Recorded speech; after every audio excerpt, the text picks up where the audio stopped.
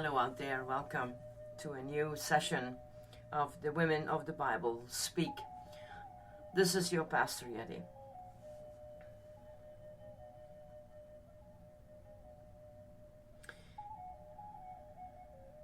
We ended our session with Miriam, and today I'm going to talk about Esther. And then the next one will be Rahab.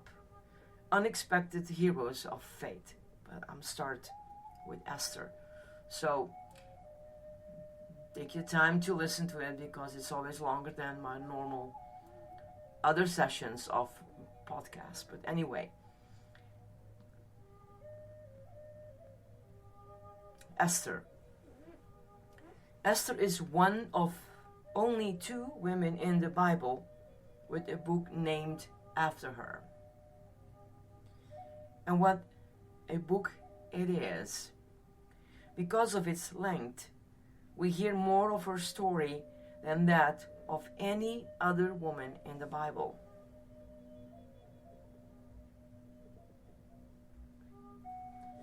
And it's got some incredible plot twists, events that required her to muster every bit of courage she had.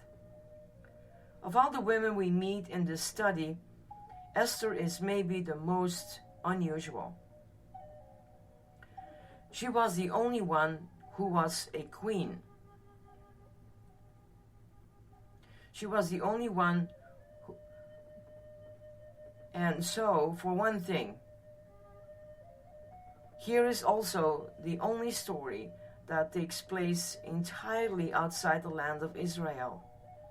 While Ruth's journey began in Moab, her passage to Israel, both literally and spiritually, was at the heart of her story. But Esther lived only in Persia, along with her entire community. The rest of the Jews who had been captive and who remained there. So, in reading her story, we get a sense of entering a world apart, and that sense of distance from Israel.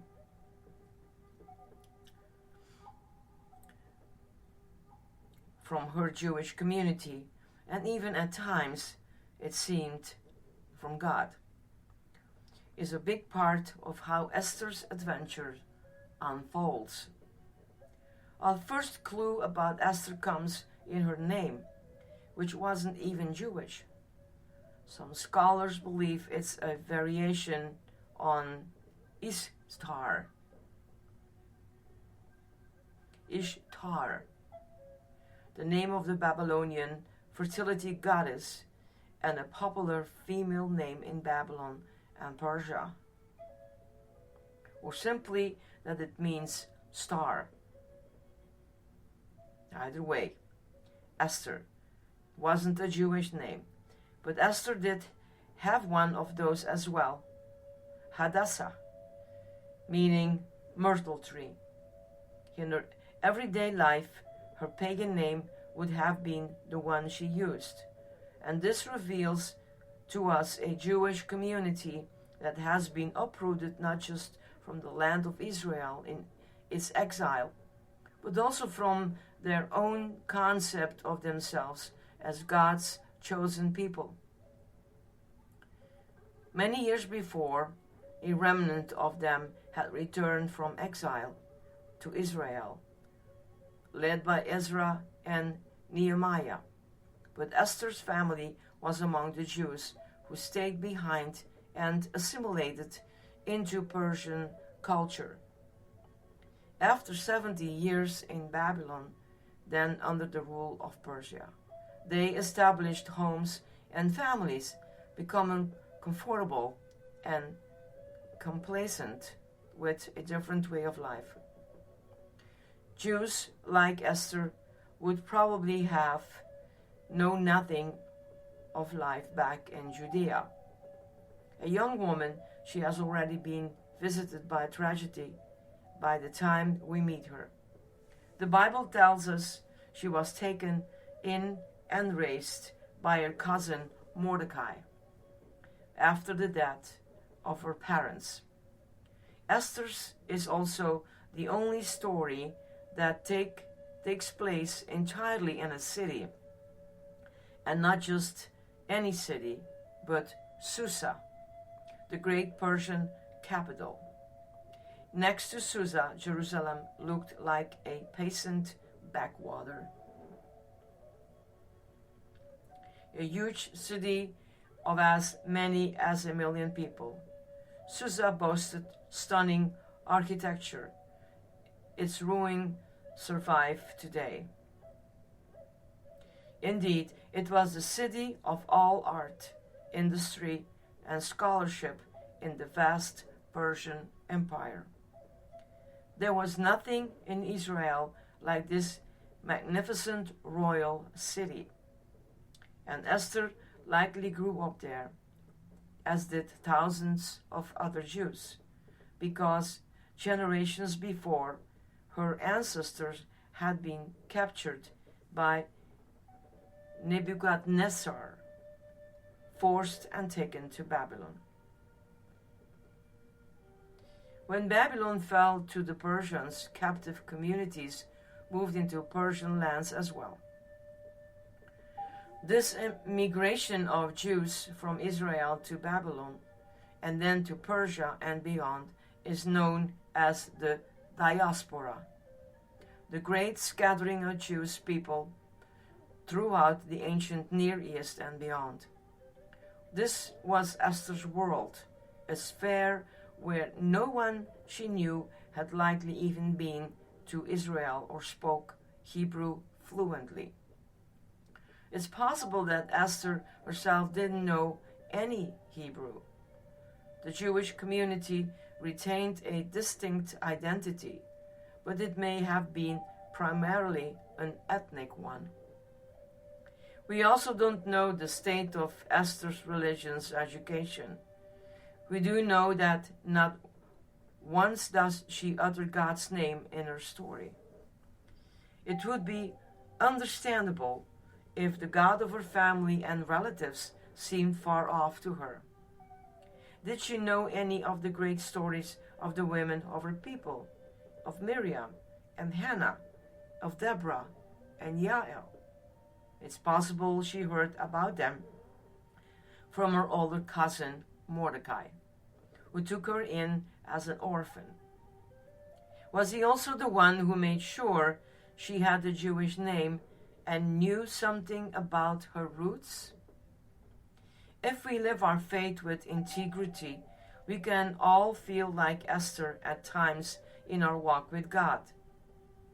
As Christians, we're called to live as people set apart from the values around us, often making choices different from the ones our neighbors make. Do you ever feel the same hesitation about those choices that Esther did? Thinking twice about revealing who you really are? The sense of otherness.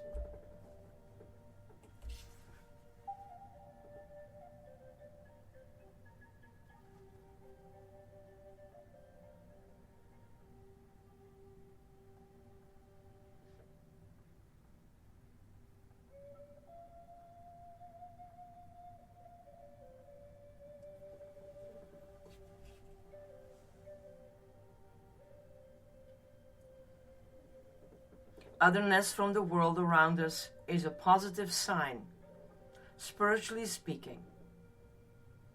Jesus reminds us that his kingdom is not of this world. And because of that, there is no country, no club, no political party where Christians are fully at home. Scripture tells us that we are strangers and exiles on the earth. Hebrews 11 verse 13. So, in a way, the reality of the diaspora and exile that Esther lived is the one we're called to live as Christians every day. And that's a good thing. The story of Esther had all the makings of a Hollywood blockbuster. The emperor of Persia, King Xerxes, gave a great feast and summoned his wife, Queen Vashti, to appear before all his nobles, wishing to display her beauty. He wanted to show her off. So when she refused to come, the king's rage was ignited, and he divorced her on the spot. From the very beginning of the story, the king's absolute authority is clear. If he summoned you and you refused to appear, or if you showed up uninvited, you were in big trouble. Both actions were considered exceedingly disrespectful to the monarch, and insulting the king meant banished or death. In order to choose a new queen, the king decided to hold a kind of beauty contest and selected a new mate from among the most desirable young women in the land. Drafted into this pageant, this would not have been the sort of invitation you refused. Esther quickly became the favorite, and Mordecai had specifically instructed her not to reveal her nationality or family background.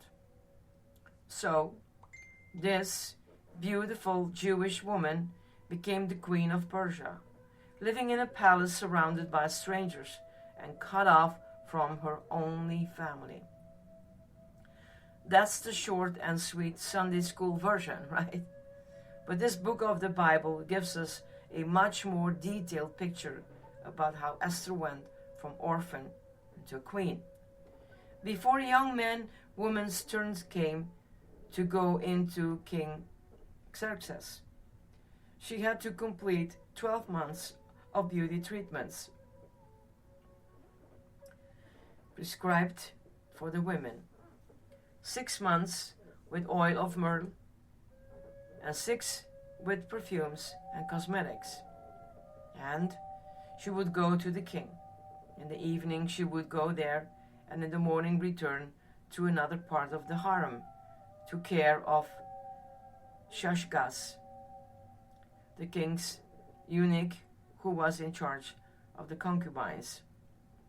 She would not return to the king unless he was pleased with her and summoned her by name.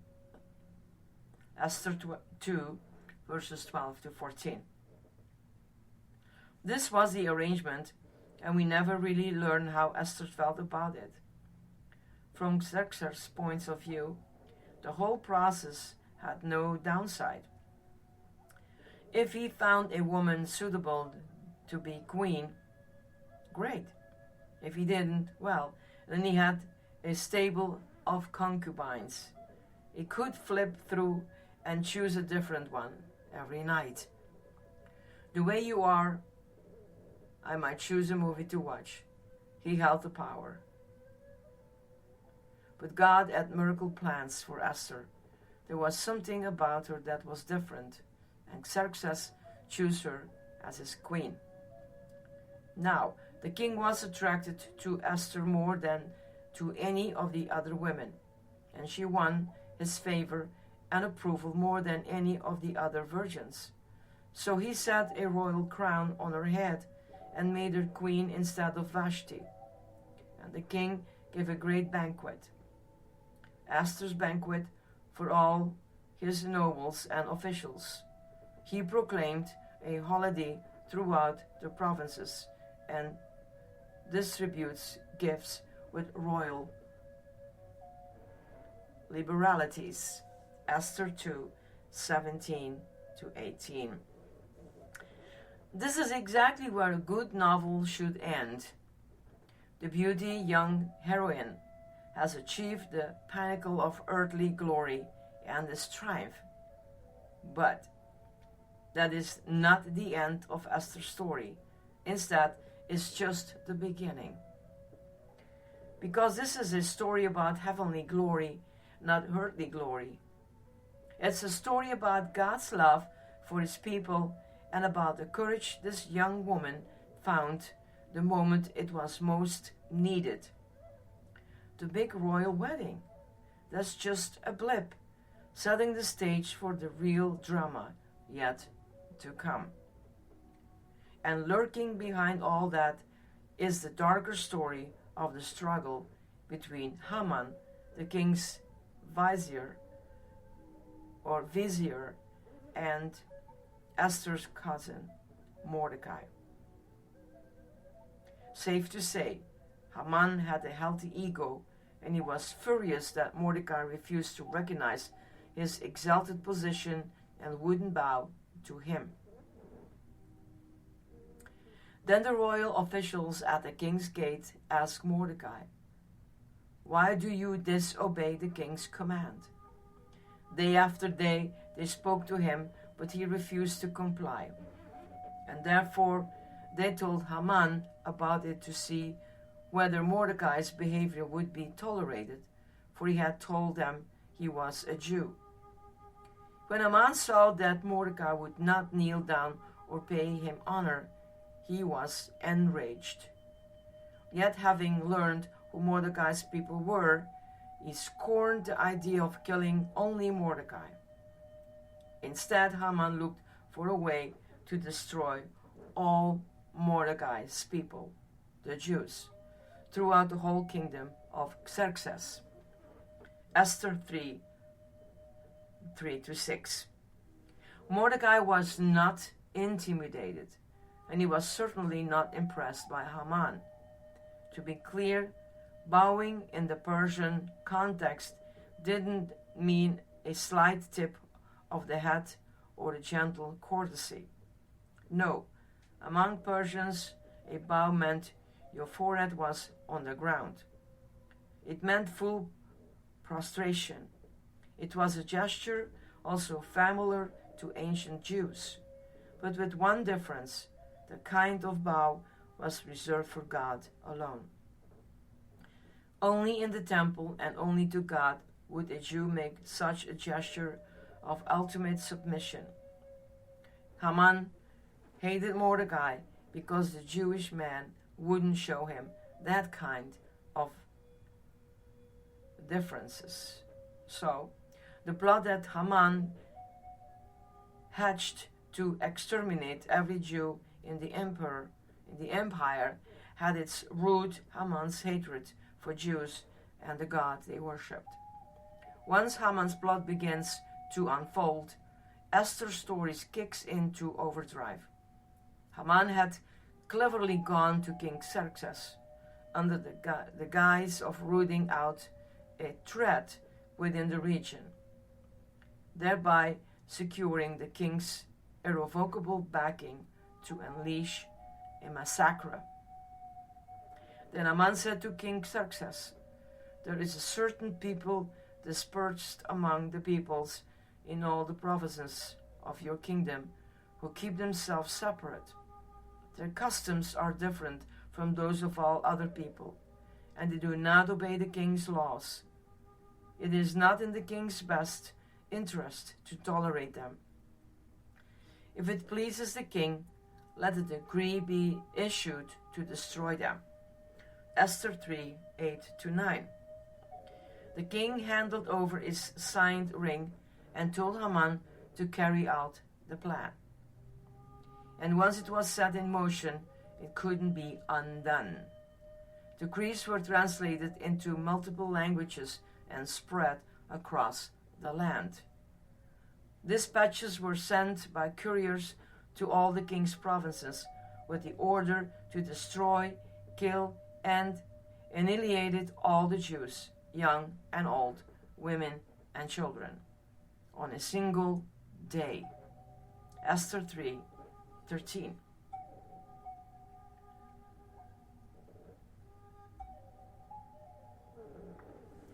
So when Mordecai heard what amounted to a death sentence for his people, he began grieving, and doing so very publicly.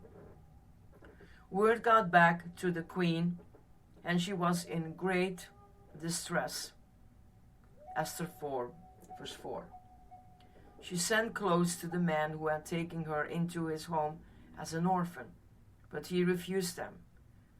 She sent one of her royal attendants to find out why he was so troubled. And Mordecai sent back a message with all the chilling details.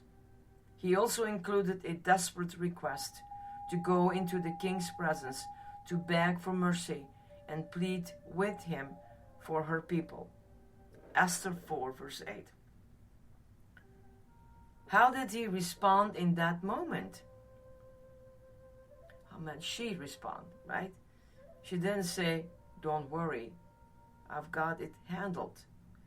She answered in a way that reminds us of Moses saying, "Please, send someone else." As many of us do when confronted with seemingly insurmountable obstacles. She explained why she couldn't possibly be the one to carry out the task. As Mordecai was likely well aware, she couldn't simply show up in asking for help. She couldn't appear before him at all unless he called for her. Anyone who showed up uninvited could be put to death. Mordecai was asking her to be willing to risk her own life in order to save likely thousands of others. His response to her apprehension was both inspirational and blunt. Do not think that because you are in the king's house, you alone of all the Jews will escape. For if you remain silent at this time, relief and deliverance for the Jews will arise from another place, but you and your father's family will perish. And who knows but that you have come to your royal position for such a time as this? Esther 4, 12-14. Mordecai's question, which turned Esther's life upside down, is followed by his earth-shaking honesty. Fine, maybe you didn't choose this path, but what if it weren't the king of Persia who chose you, but God himself? It may have taken her a moment to digest this reality. Clearly, God has scripted every moment of her life to lead her to this critical position. Mordecai invited her to see that God was the one who had ordered her steps. Faced with a life or death decision that held the very survival of the Jewish people in the balance, Esther boldly stepped out in faith. She sent instructions to Mordecai to call together all the Jews for 3 days of fasting on her behalf. She recognized that this task was larger than she alone couldn't accomplish. Instead of thinking like a Persian, she was now thinking, for the first time in the story, like a daughter of Israel. Rather than panicking while contemplating on action that could end in her own death, she started by laying a foundation of faith. Alongside her people, the queen humbled herself in fasting. What a powerful picture! At the moment of greatest need, Esther reached out and pulled the Jewish people together in a cry for God's help. Again and again in the Bible, we see the effectiveness of collective prayer and the power of the people of Israel when they stood united. When God delivered his law on Mount Sinai, it was to all the people of Israel. In one voice, they answered, "We will do everything the Lord has said. We will obey."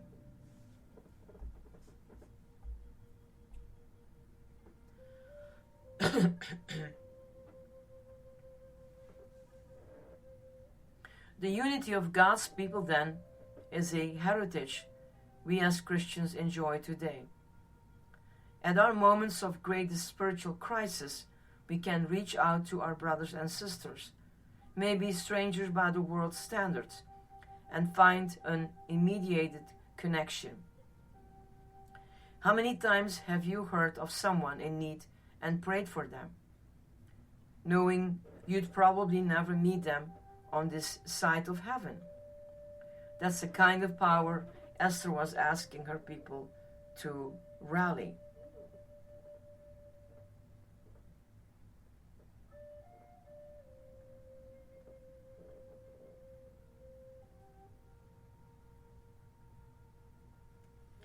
Time and time again throughout the Bible and in our own lives, we have seen God's answers to the prayers of His people.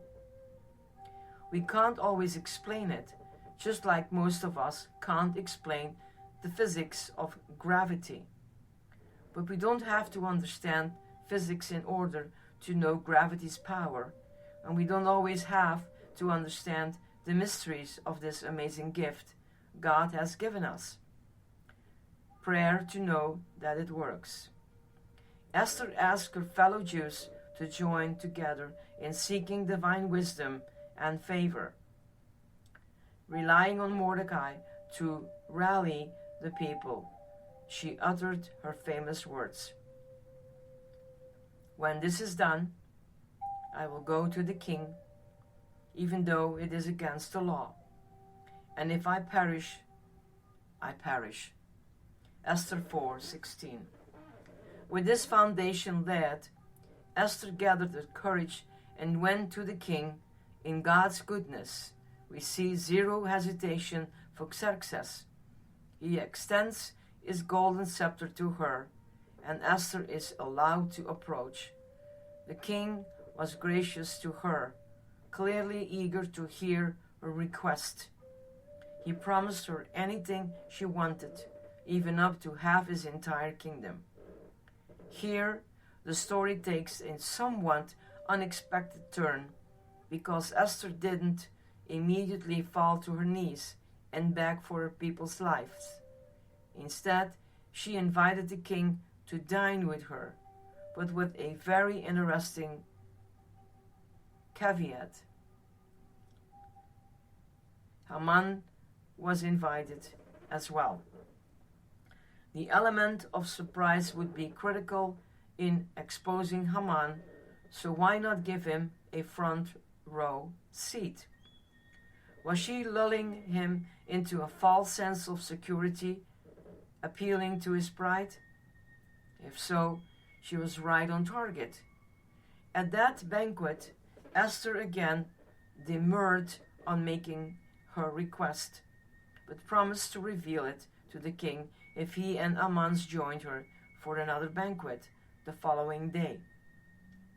The Bible tells us that Haman went out that day happy and in high spirits. Esther 5 verse 9. But his mood quickly soared when he saw Mordecai, who still refused.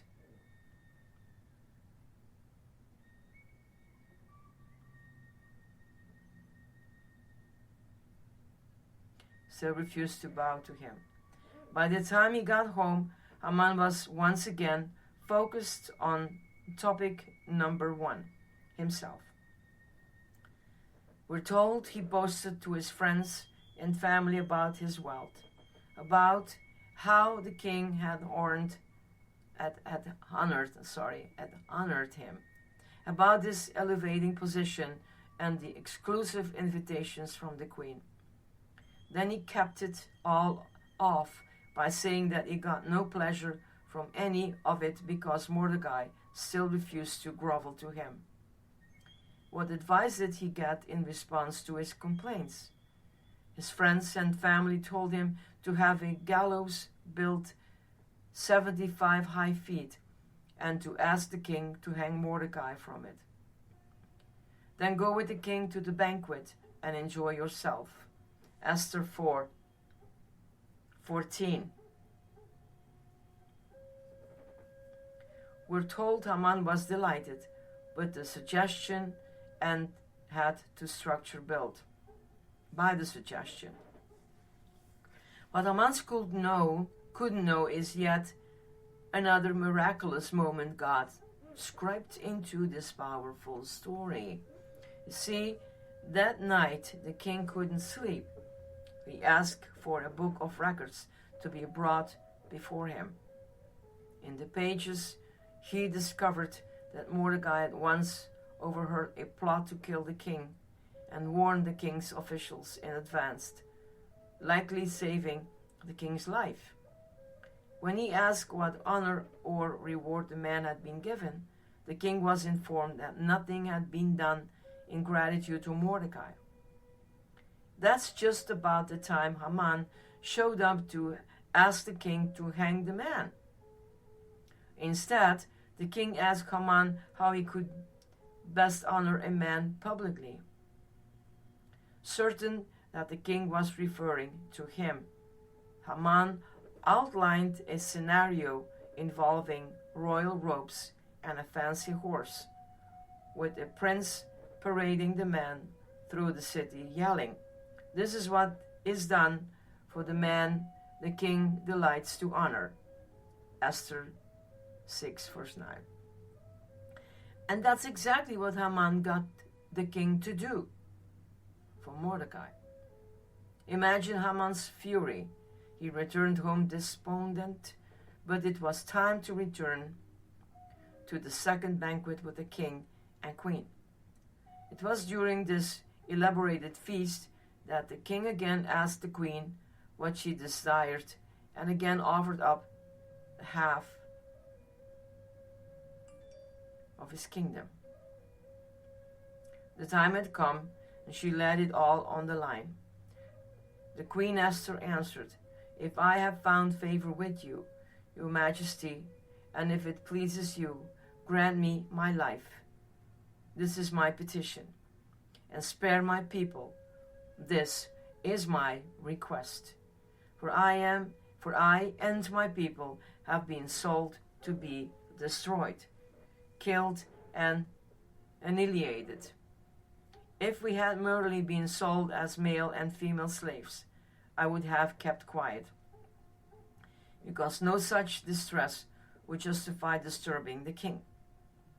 King Xerxes asked Queen Esther, "Who is he? Where is he, the man who has dared to do such a thing?" Esther said, "An adversary and enemy, this vile Haman."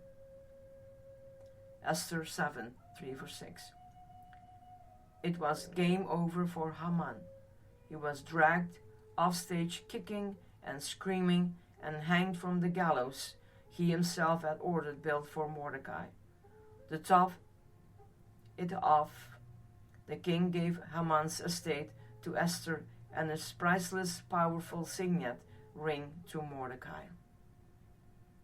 But the Jewish people were not yet safe. The king could not undo his decrees, opening the Jews up to slaughter.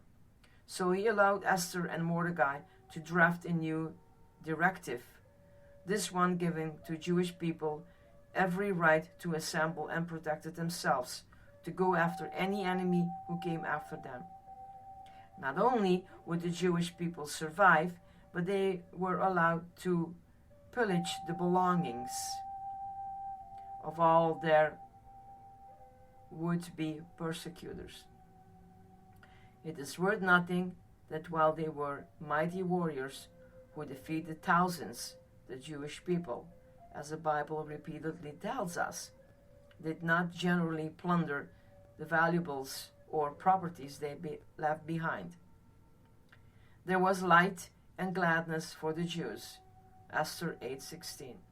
The scripture tells us, and even more interestingly, the scriptures also says that many of the Persians who witnessed the wondrous reveals became believers in God and converted to Judaism. Could Queen Esther have imagined that? At best, she hoped to help her people survive, but God meant to take her courage and her resourcefulness and use it for the salvation of many more.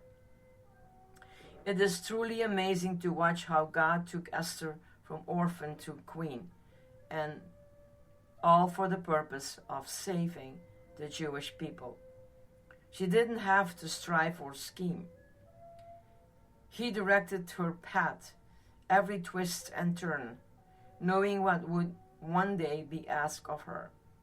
Often, we're eager to know the path ahead, how something is going to turn out or be resolved. God knows when we're ready, and in His perfect timing, He turns the pages of our stories. What if Esther had known what she would one day be called upon to do? Would she have tried to avoid that first trip to the palace altogether, feeling weak, ill-equipped, or simply afraid of the enormous challenge ahead? God gave her the tools to be a queen who served Him, and while His name is never mentioned in the book of Esther, we see His handiwork all through His miraculous story. We cannot know when He will call us to a task that feels beyond our human limits. But Esther's story is the perfect illustration of how He equips us all along the path that leads us to these moments. Just look at the seeds He planted along the way. Mordecai's decision to step in and raise Esther, his concealment of her heritage as she won the king's favor, his position to overhear the plot against the king and save his life, Haman's crippling arrogance. It was all building to the moment when Esther was perfectly positioned to save her people. Nothing is without purpose in God's hands. Esther's story reminds us that God was always working and guided His people. A perfect foreshadowing of the salvation that would one day come through His Son. What a story. What an encouragement for us as for today. So I hope that is a very interesting story. Maybe for many of you never heard or read it in the Bible. But I advise you, read it. Sit by the book and let it come to you.